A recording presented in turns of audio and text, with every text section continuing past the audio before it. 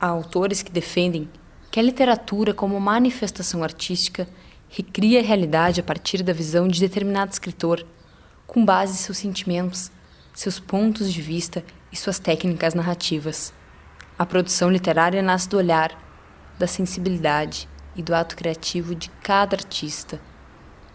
Penso nisso enquanto vou ao encontro do primeiro entrevistado, falar sobre literatura com quem escreve, conversar com quem enxerga o mundo através do ato poético da escrita.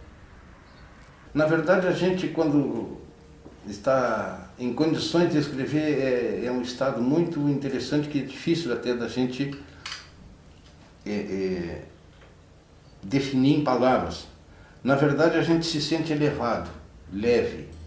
É um outro estado de espírito, assim, que não o comum de toda hora, assim. Escrever sempre foi meu ofício profissional, né? Quer dizer, sempre eu trabalhei em jornal e sempre tive essa vontade de escrever ficção, né? Embora, digamos assim, quando eu comecei a escrever não existisse no Rio Grande do Sul e muito pouco no Brasil oficinas literárias que a gente pudesse aprender. Sempre gostei de ler, né, de escrever, mas nunca tive a pretensão de ser escritora. E eu acho que ainda sou uma aprendiz, mas no início não me acreditava, porque eu achava uma categoria tão diferenciada. Eu acho que é uma coisa que eu trago assim desde sempre, né? Desde que vim ao mundo e tal. Porque eu sempre tive uma imaginação bastante fértil, assim, né? Sei lá, de andar. Eu lembro assim algumas passagens da infância de andar falando sozinho na rua com personagens. Isso foi na adolescência, né? A gente não tinha todas essas baladas, né? Não tinha como se revoltar também com os pais, então vai na poesia, né? Uma coisa assim não parei conhecer o mundo, da gente se expressar, não é? Não parei. Agora, inclusive, eu não considerava poesia, né? Até minhas coisas. Então, eu sou oriundo, orgulhosamente, do meio rural. E como tal, me tocou muito, eu comecei a descobrir a importância da natureza. Então eu comecei sempre na procura de passar para as outras pessoas o meu universo, o universo do campo. Eu comecei escrevendo o que eu pensava ser letra de música. Eu fui mostrando esses textos para algumas pessoas que foram entendendo isso como poesia. E dessa forma eu comecei a entender que o que eu estava fazendo, escrevendo, era poesia. Quando teus olhos pousarem em mim, ou nisso que serei quando for, que não me venham estranhar nem entristecer. Quando esses teus olhos, que sempre foram lacunas, vierem brilhar nos meus, espero que dispersem mais do que questione. E finalmente, quando teus olhos, não sendo mais teus, forem sombra de nuvem ou resto de tempo, espero neles me ver. Finalmente. Aí depois aparece um amigo para fazer uns versos, para compor uma música, para colocar melodia, e assim foi indo. No curso de comunicação, um dos nossos alunos trabalhava com um professor de oficina literária, que é o professor Alcir Cheuich, e eu disse para ele, não, vamos abrir uma oficina. Mas também eu escrevia também livros, evidentemente, técnicos da área de comunicação. Bom, aí começou então depois, posteriormente, começaram esses livros de ficções, e o primeiro que a gente teve foi o livro de contos. Se fez também um romance a 7 mãos, sobre o Charruas, né? Um livro titulado O Charruas. E esse primeiro foi Histórias e Lendas de Bagé, que a gente lançou praticamente aí há 10 anos atrás. Tenho tido umas experiências maravilhosas de organização, de participação em oficinas, realmente nos burilou na parte do escrever, do transmitir no papel, de colocar no papel aquilo que está dentro de nós, mas com mais elegância ou com o nosso estilo. Em 2009, entrei para o curso de letras na Unipampa, foi onde eu conheci o Grupo Cultura Sul, e a partir daí, essa minha escrita tomou um caráter um pouco mais sério do que somente um hobby, né? A gente começou a produzir textos para manifestos poéticos, teve em 2011 o lançamento do livro do grupo, em homenagem aos 200 anos da cidade. Eu fiz uma oficina de literatura com Alcir Cheuich de contos. E foi quando eu entrei de sola nisso aí. Acabei fazendo letras em função disso, por gostar de literatura e gostar de escrever. E aí foi, sabe? É um caso assim que virou casamento, né? E uma relação assim que eu acho que só vai acabar assim quando eu acabar também, porque eu não consigo hoje assim mais me imaginar ficar sem escrever, né? Ele me dá corda e eu corro. Topo os desafios. Escrevo mais um texto. Olho para ele e rio, como se ali estivesse encarcerado. A sexta se vai, nasce outra semana, e de novo me ponho a duelar. Assim vão os escritos nascendo, me esvaem corredeiras de palavras. Parado, o tempo respira. Eu me afogo na pressa e ele se apossa de mim. Não existe arte sem técnica, né? Isso aí é bobagem. Tudo que tu escreve, ela tem que ter um processo de crescimento, ela tem que ter um início, um meio e um fim. E no caso da literatura tem que ser, digamos assim, o apogeu de tudo aquilo que tu vem construindo lá, digamos, desde a primeira página até a centésima. E duas coisas fundamentais. Primeiro é conhecimento, a literatura, né? Porque a gente tem que, escrevendo literatura, tem que ter muita leitura mesmo. A literatura, principalmente dos clássicos, mas tu tem que ter determinados conhecimentos, determinados ritmos, por exemplo, de narrativa, e a técnica para poder completar, porque não é só inspiração. Inspiração é uma coisa muito, sabe, entre aspas, poética, né? Não, tem que ser inspiração e transpiração, principalmente transpiração. Tem que sentar e escrever. Tem vezes que a gente está que é uma tábua. O negócio também é o exercício de escrever. E tem outros momentos que a gente sai do ar. Tanto eu percebo às vezes alguma pessoa que esteja num processo criativo que ela fica diferente. E eu me sinto também. Aí eu procuro não me criticar. Então você tem que deixar extravasar. Depois, aí sim. Depois aí eu faço a crítica. Em geral sai pronto, é aquilo. Não é? Mas eu não escrevo, não consigo escrever e não gosto de escrever apenas através do raciocínio. A gente percebe alguma cena que nos toca, por exemplo, de uma criança maltratada. Aquilo é uma coisa que fica na alma da gente, como se estivesse sangrando. E passa-se o tempo, e é indefinido esse tempo, às vezes passa meses, passa um ano, quando a gente menos espera, vem aquela inspiração. É uma coisa mais intrínseca, assim, que eu gosto de relatar essas verdades, essas humanidades, né? Não tem uma técnica, não tem um ritual, nada muito específico. O insight ele vem de onde a gente menos espera, assim. E qualquer coisa pode ser poetizado. É um sentimento, é uma situação, uma imagem, uma música que a gente ouve, ou uma história que a gente ouve de alguém. Isso fica na cabeça fermentando de alguma forma e chega um momento que isso já não cabe mais para ficar só na cabeça e aí, dessa forma eu passo para o papel. Ou quando, por exemplo, eu estou com uma necessidade de alguma coisa que eu não sei o que é, que eu chamo de um vazio. Esse vazio eu tento preencher de alguma forma e é essa forma que eu achei e que vem sendo o jeito que eu tenho, assim, é escrever. A crônica é um filho que não pode passar do tempo, né? Porque a crônica é essa coisa do cotidiano, essa coisa do dia a dia, do atual. O cronista tem essa coisa de ficar sacando as pessoas, né? Até alguns colegas de trabalho brincam comigo, pô, não dá para falar nada para ti porque tu acaba transformando em texto. E realmente eu faço isso, né? Porque a gente tem que estar atento. Tem um pouco de inspiração, tem um pouco de estudação, né? Então, porque às vezes a gente tem que entregar uma coisa e tem que sair, né? Tem que fazer isso. Porque às vezes dá um tema e tem que sair o tema, né? E às vezes nem tem assim de graça, né? Aí já sai prontinho. Eu escrevo, depois eu corto. Depois eu leio, e aí eu vou ajeitando, né? O relógio derreteu-se em minhas mãos. Separei as horas dos minutos, peneirei segundos de alegria. Colhi braçadas de saudade. Aqui para Bagé, eu acredito que as portas vão se abrir de alguma forma, assim. Eu faço parte hoje do Conselho Municipal de Cultura da cidade, então tem uma visão também do poder público de incentivar essas manifestações de alguma forma. Então eu vejo isso como um sinal, uma indicação de que não vai parar por aqui e só tende a crescer. Tem algumas pessoas que estão um pouco perdidas, né? Que elas escrevem uma história, né? E acham que aquilo ali daria para ser chamado de literatura. Não, não é assim, né? Quer dizer, agora tem outras pessoas que eu acho que elas têm essa intenção.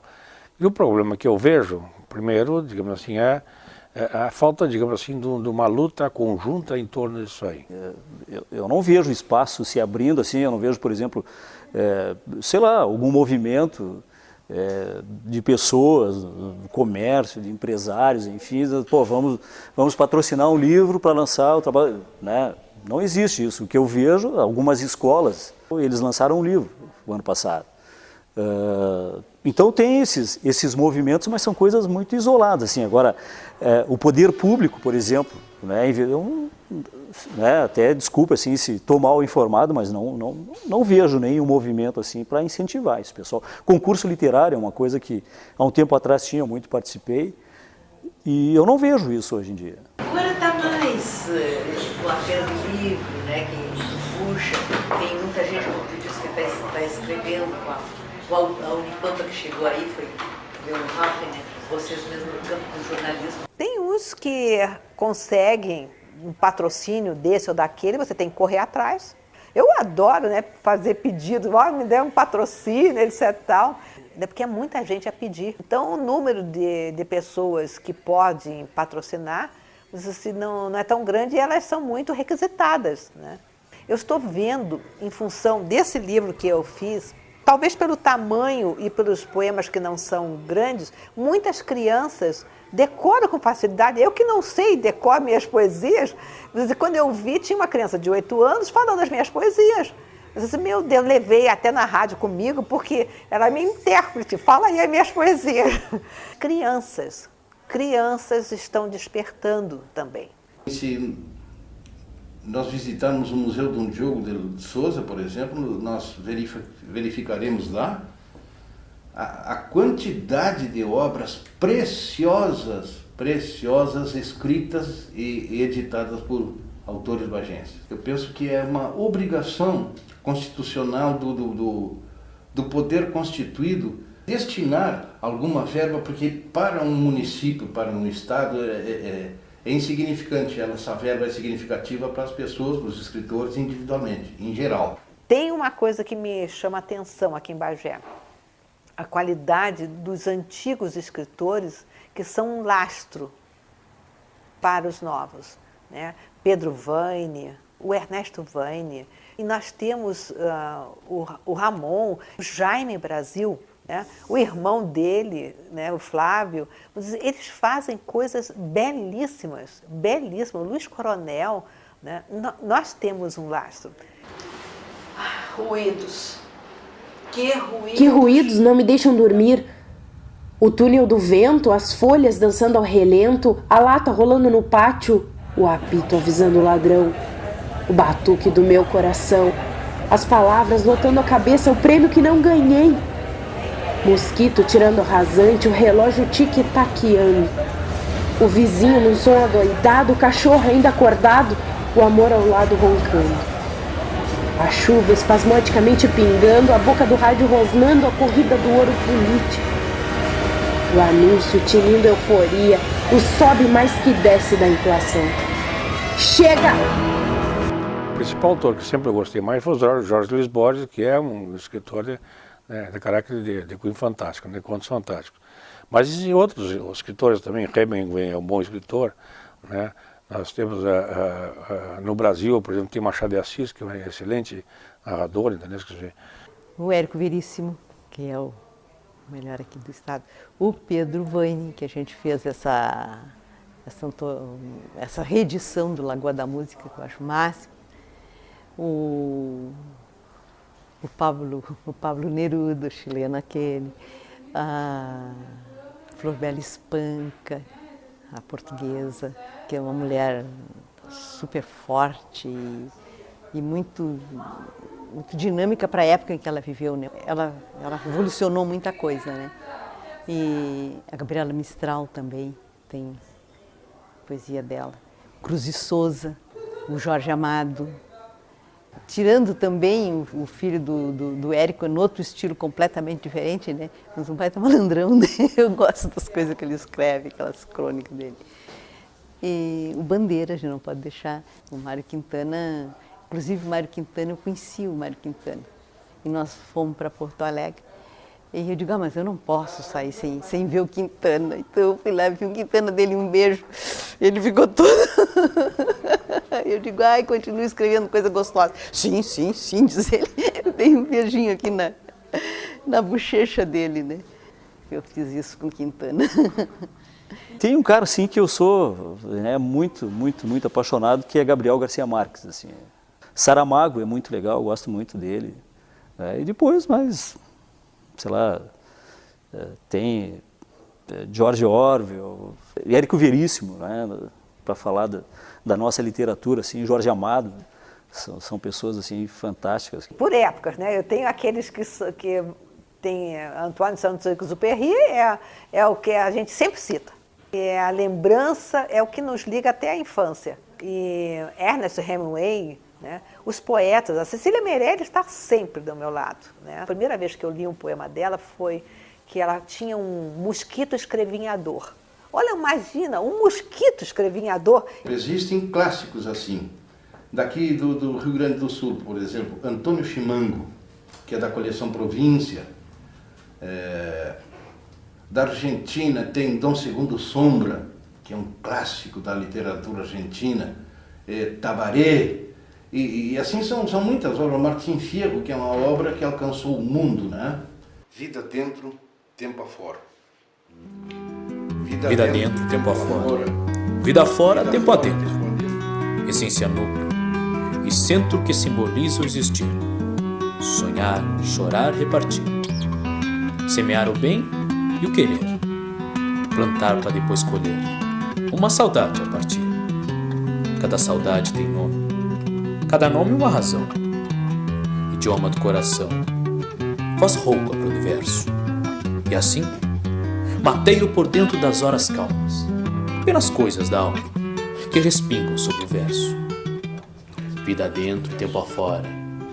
Tomando rumo e esperança. Você vai remalhando a trança, o argola da demora. Pega um ontem que ignora a luz que temos no centro. Mesmo com nuvens por dentro, céu estrelado por fora. No momento que eu leio, eu estou absorvendo, né? Ajuda a me construir, né? Porque tu viaja em lugares no tempo e no espaço, né? Tanto através dos personagens como a ideia que tem o escritor, que ele coloca. O escritor, por mais que ele não fale dele, ele fala dele. Porque a gente não pode falar do outro sem falar da gente, né? O outro e a gente é a mesma coisa. Não? E a parte que eu escrevo também é a parte que eu estou me jogando no mundo, né? Para as pessoas que escrevem, a escrita ela representa sempre uma necessidade, uma vontade, antes de tudo. Para mim, essa necessidade surgiu de eu ser um pouco introspectivo, de ser tímido.